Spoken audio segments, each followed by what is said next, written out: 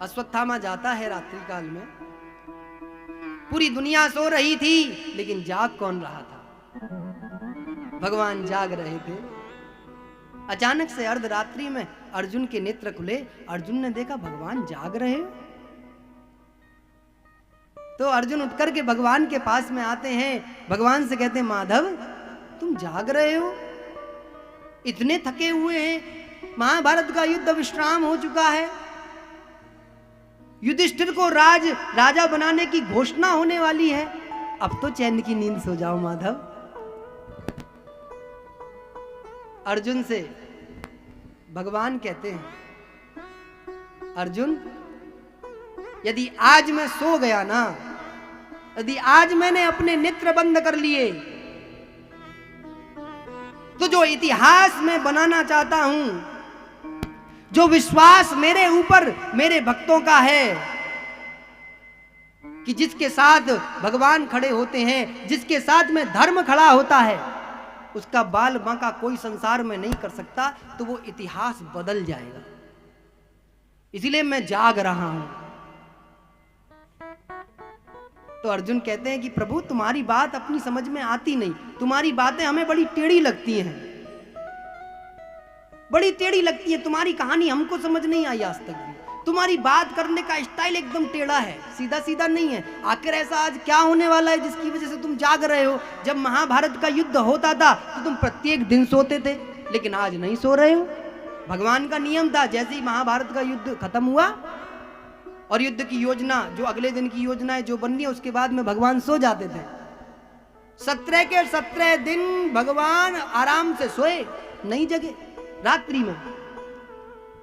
लेकिन 18वें दिन जैसे ही युद्ध का विश्राम हुआ तो भगवान आज जाग रहे थे। तो अर्जुन को इसीलिए अचरज है कि जब सोने का समय था तब सोए नहीं, जब जागने का समय था तब जागे नहीं। तो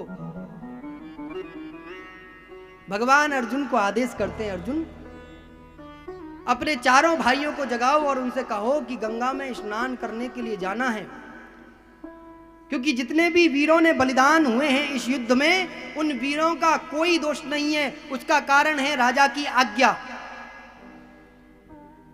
जिस भी युद्ध के अंदर सैनिकों का बलिदान होता है, मैं हमेशा कहता हूं उन सैनिकों को, चाहे वो किसी भी तरफ से लड़ें, चाहे वो इस ओर से लड़ें, चाहे वो इस ओर से लड़ें, वो क्योंकि अपने राजा की, अपने देश की आज्ञा का पालन करते हैं, इसलिए भगवान ने सैनिक को ही एक ऐसा स्थान दिया है कि सैनिक जब भी युद्ध की भूमि में शहीद होंगे तो उनके लिए ना स्वर्ग के द्वार खुलेंगे ना नरक के द्वार खुलेंगे, उनके लिए स्वयं भगवान के द्वार खुलेंगे। इसलिए सैनिक जब जब शहीद होता है भगवान के द्वार में जाता है, सीधा भगवान की एंट्री है और भगवान का द्वारपाल बनता है, भगवान का सैनिक बनता है।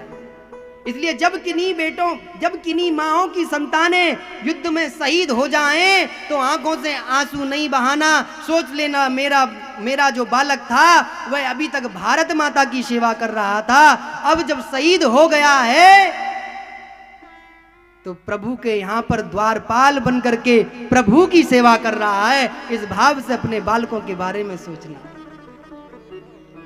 भगवान के लिए स्थान है सीधा।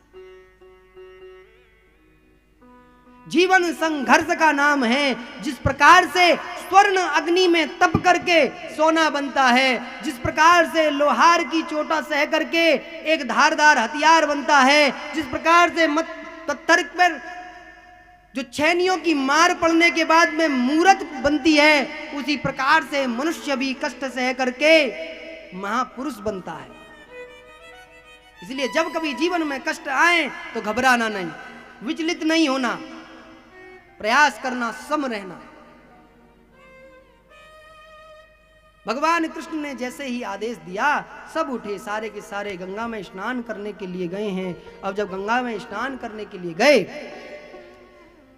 तो उधर से अश्वत्थामा अर्धरात्रि में आया तो पांडवों के जो पुत्र थे उन पुत्रों ने